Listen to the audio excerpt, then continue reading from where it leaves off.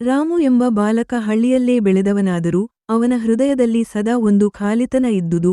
ಅವನಿಗೆ ಅಪ್ಪನಿರಲಿಲ್ಲ. ಅವನಿಗೆ ಜಗತ್ತೇ ಅಮ್ಮ. ಅವಳ ಕೈಚೀಲದಲ್ಲಿ ಸದಾ ರಾಮುಗೆ ಬೇಕಾದ ಸಣ್ಣ ಸಣ್ಣ ವಸ್ತುಗಳು ಇರುತ್ತಿದ್ದವು. ಒಂದು ಚೂರು ಹಣ್ಣು, ಒಂದು ಚಿಕ್ಕ ಟವೆಲ್ ಮತ್ತು ಒಂದು ಹಾಳಾದ ಫೋಟೋ. ಆ ಫೋಟೋ ಯಾವುದು ಎಂದು ಬಾಲ್ಯದಿಂದಲೇ ರಾಮು ಕೇಳಿದ್ದರು. ಅಮ್ಮ ನಗುತ್ತಾ ಒಂದು ದಿನ ಹೇಳ್ತೀನಿ ಎಂದು ತಪ್ಪಿಸಿಕೊಳ್ಳುತ್ತಿದ್ದಳು. ಸಮಯ ಕಳೆದಂತೆ ರಾಮು ಶಾಲೆಯಲ್ಲಿ ಒಳ್ಳೆಯ ವಿದ್ಯಾರ್ಥಿಯಾಗಿದ್ದ. ಆದರೆ ಮನೆಯ ಬಡತನ, ಅಮ್ಮನ ದುಡಿಮೆ ಇವೆಲ್ಲವನ್ನೂ ನೋಡಿದಾಗ ಅವನ ಹೃದಯ ಒಮ್ಮೆಲೇ ಗಟ್ಟಿಗೊಳ್ಳುತ್ತಿತ್ತು. ಅನಾರೋಗ್ಯ ಹೆಚ್ಚಾಗುತ್ತಿದ್ದರೂ ಅಮ್ಮ, ನಾನು ಚೆನ್ನಾಗಿದ್ದೀನಿ ಎಂದು ಹೇಳುತ್ತಾ ಕೆಲಸ ಮುಂದುವರಿಸುತ್ತಿದ್ದಳು. ಒಂದು ದಿನ ಅಮ್ಮ ಗಂಭೀರ ಅನಾರೋಗ್ಯದಿಂದ ಆಸ್ಪತ್ರೆಯಲ್ಲಿ ದಾಖಲಾಗಿದಳು. ರಾಮು ಅವಳ ಬಳಿಯಲ್ಲಿ ಕಣ್ಣೀರಿನಿಂದ ಕೂತಿದ್ದ.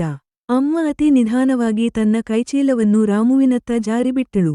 ಇದನ್ನು ಓದಿ, ಮಗ ಎಂದು ಅವಳು ಹೇಳಿದ ಮಾತುಗಳು ಕೊನೆಯಾದವು. ರಾಮು ಕೈಚೀಲ ತೆರೆದಾಗ ಅಲ್ಲಿ ಹಾಳಾದ ಫೋಟೋ ಹೊರಬಂದಿತು.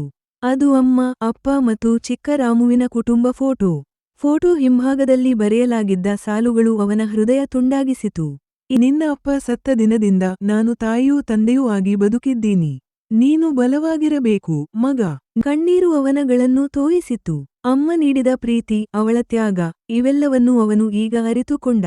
ಅಮ್ಮನ ಅಂತ್ಯಕ್ರಿಯೆ ನಡೆದ ದಿನ ರಾಮು ಕೈಚೀಲವನ್ನು ಹತ್ತಿರ ಹಿಡಿದುಕೊಂಡೇ ನಿಂತಿದ್ದ. ಅವಳ ಪ್ರೀತಿ ಈಗ ಅವನಿಗೆ ನೆನಪಾಗಿಯೇ ಉಳಿದರು. ಜೀವನದ ಪ್ರತಿಯೊಂದು ಹೆಜ್ಜೆಯಲ್ಲೂ ಅವಳು ಜೊತೆಯಲ್ಲಿದ್ದಾಳೆ ಎಂಬ ಭಾವನೆ ಅವನಿಗೆ ಧೈರ್ಯ ನೀಡಿತು. ರಾಮು ತನ್ನ ಬದುಕನ್ನು ಅಮ್ಮನ ಹೆಸರಿನಲ್ಲಿ ಕಟ್ಟುವ ನಿರ್ಧಾರ ಮಾಡಿತು. ಅದು ಅವಳಿಗಿರುವ ನಿಜವಾದ ಗೌರವ. ಈ ಕಥೆ ನಿಮ್ಮ ಮನಸ್ಸಿಗೆ ಹತ್ತಿರವಾಗುತ್ತದೆ ಎನ್ನುವ ಭರವಸೆ ಇದೆ. ಸಪೋರ್ಟ್ ಮಾಡಿ, ಲೈಕ್, ಶೇರ್, ಸಬ್ಸ್ಕ್ರೈಬ್.